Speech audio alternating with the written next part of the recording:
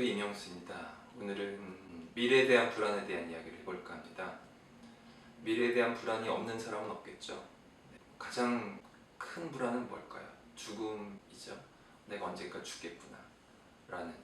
청년들은 그런 생각을 덜 할 수도 있겠습니다. 저도 30대 한 10년 전까지만 해도 별로 그런 생각을 하지 않고 살아왔는데, 나이를 어느 정도 이상 먹으니까 곧 몇 살이 되겠구나 라는 생각을 심심찮게 많이 합니다. 내가 계속 이렇게 살아도 되는 걸까? 라는 생각을 해보기도 하고요. 이렇게 라는 그 단어를 떠올리면, 그럼 내가 현재 살고 있는 게 영 별론가? 라고 자문을 해보게 되면 꼭 그렇지는 않은 것 같긴 한데, 그렇다고 잘 모르겠고, 잘못 살고 있는 것 같지는 않지만 또 잘 모르겠고, 그럼 어떻게 살아야 될까? 어떻게라는 단어를 떠올리면 그것도 잘 모르겠고, 그런 상태입니다, 요즘에. 근데 저뿐만 아니라 많은 분들이 사실은 더 그렇죠. 정신과 의사로서, 개혁 의사로서 어느 정도 자리를 잡지 않았는가라고 반문할 수도 있겠고, 근데 객관적으로 보면 그럴 수도 있습니다만, 누구나 저보다 더 성공한, 더 잘 나가는 그 누구도 사실 이런 생각에서 자유로울 수는 없거든요.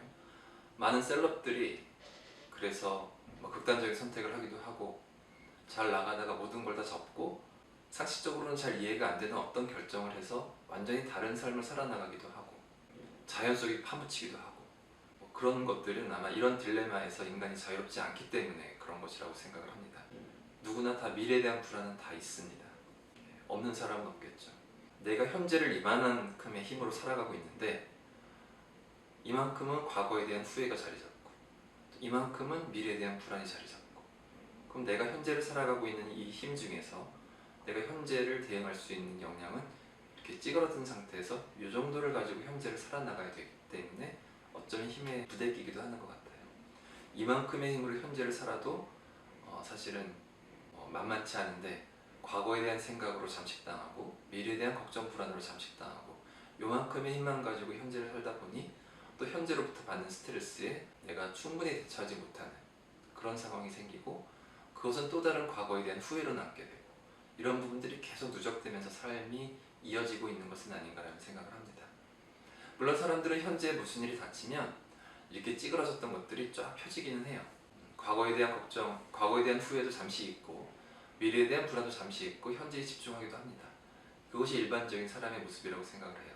찌그러져 있다가 또 펴질 수 있고, 또 그러다가 찌그러지기도 하고 또 펴지기도 하고, 이런 상태, 찌그러졌다 펴졌다를 반복하면서 그래도 현재에 적응하면서 살아나가는 것이 일반적인 삶이라고 볼 수도 있는데, 경우에 따라서는 찌그러진 상태가 펴지지 않고 계속 찌그러져 있는 상태로 머물게 있게 되는 경우가 있습니다. 그 경우를 사실 질환 상태라고 볼 수 있겠죠.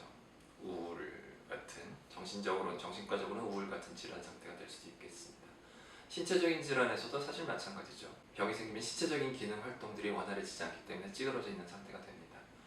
그 상태로 현실을 살다 보면 얼마나 불편하겠어요. 다리가 다친 사람들은 그만큼 활동 반경이 줄어들고 운동 능력이 줄어들기 때문에 찌그러진 거죠. 그 상태로 찌그러지지 않았을 때처럼 살기가 사실 힘들죠. 그러니까 생활 반경이나 역량 발휘할 수 있는 것들이 이제 줄어들게 되는 거고, 그 줄어듦으로 인해서 받는 스트레스들이 있는 것이죠. 정신적인 문제 눈에 보이진 않지만 마찬가지입니다. 우울, 불안 같은 것이 있으면 찌그러진 상태가 펴지지 않고, 그런 상태로 살다 보면 뭐가 잘 되지도 않고, 되지 않는 것 때문에 2차적으로 또 안 좋은 감정이 들고, 그것은 나를 더 찌그러들게 만들고 하는 것들이 계속 악순환으로 가게 되는 거죠. 그래서 찌그러진 상태가 찌그러질 수는 있지만 잘 펴질 수 있게끔만 되면 이것은 사실 정상이라고 생각할 수 있습니다. 저희는 이제 그런 것을 돕는 것이고 그렇습니다.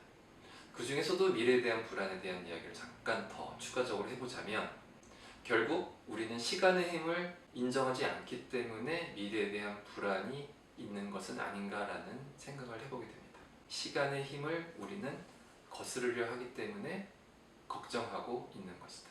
주식을 사놓고 오랜 시간 투자를 해서 이득이 나는 것, 이것이 가장 건강한 방식의 투자 방식이라고 하죠. 전에 사놓고 그 회사의 잠재력을 믿으면서 시간을 두고 지켜보는 것, 물론 사놓고 망하는 경우도 있겠지만 잘 판단해서 잠재력 있는 회사에다 투자를 해놓고 쭉 기다려주는 것. 그러면 10년 전에 샀던 것보다는 지금이 훨씬 더 많은 수익을 얻을 수가 있는 것이겠죠. 사실 투자는 이런 식으로 하는 것이 정석임에도 불구하고 지금 굉장히 단타성으로 즉흥적으로 해서 수익을 내고 또 빠지고, 이런 과정에서 이제 투기나 어떤 도박 같은 성향이 들어오면서 큰 성공을 거두는 사람도 있지만 또 큰 실패를 경험하는 사람들도 많이 있습니다. 주식은 시간 힘이 필요한 대표적인 산물이라고 볼 수가 있는데, 인간의 삶도 마찬가지입니다. 우리가 시간을 앞서서 갈 수는 없거든요. 부산행 기차를 탔는데 타자마자 바로 부산에 도착할 수는 없는 거죠. 타고 2시간 반, 2시간 50분 정도의 시간이 걸려야 부산에 도착할 수 있는 거죠. 중요한 것은 부산행 기차를 타느냐 안 타느냐가 중요한 거지, 타면 기다리면 됩니다. 그런데 부산행 기차를 타지 않고 있으면서 걱정만 하고 있는 상황이 사실 굉장히 많아요.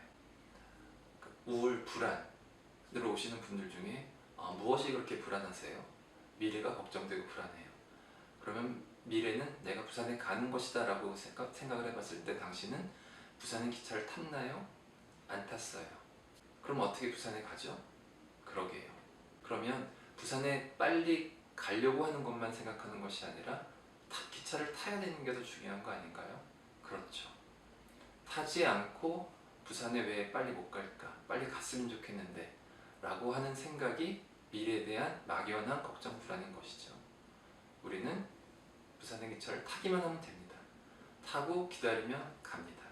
타러 가는 행위를 하는 것, 현재에 충실해서 집중하는 것이죠. 이력서를 내는 것, 대표적인 예가 될 수 있습니다. 회사에 들어가서 적응을 잘 못할 것에 대한 두려움, 불안 때문에 이력서를 안 내는 것, 그것은 부산행 기차를 타지 않은 것이죠. 그러면서 마음속으로는 잘 적응해서 회사에서 잘 지내고 있는 모습을 상상을 합니다. 그거는 부산에 도착한 걸 말하는 거죠. 부산에 도착하는 모습을 그리면서 이렇게 될 수 있을까라고 걱정을 하지만 나는 아직 부산행 기차를 타지 않았어요. 타러 가지 않았어요. 이력서를 내고 응시를 하지 않은 거게 됩니다. 응시를 하고 타야 되겠죠. 타서 그 다음부터는 가면 됩니다. 가는 과정은 변수가 있을 수는 있겠습니다만 타고 나서, 그리고 나서 벌어지는 일들은 또 해결해 나가야 되는 거죠. 기차를 타는 것이 중요합니다. 이렇게 미래에 대한 것도 내가 과연 기차를 탔느냐 안 탔느냐라는 것을 생각을 해보고, 탔으면 오케이, 그 다음부터 하나씩 순차적으로 해결해 나가면 되는 것이고, 타지 않았으면 타러 가는 걸 먼저 해야 된다는 것이고, 이런 것들이 좀 정리가 되면 초반에 얘기했던 과거로 인한 후회, 미래에 대한 불안 때문에 찌그러져 있는 현재의 내 역량이 순간순간 충분히 잘 펴질 수 있게 되는 내적인 힘이 마련될 수 있지 않을까라고 생각을 해봅니다. 네, 오늘 보이스 오브 라이프 여기까지입니다.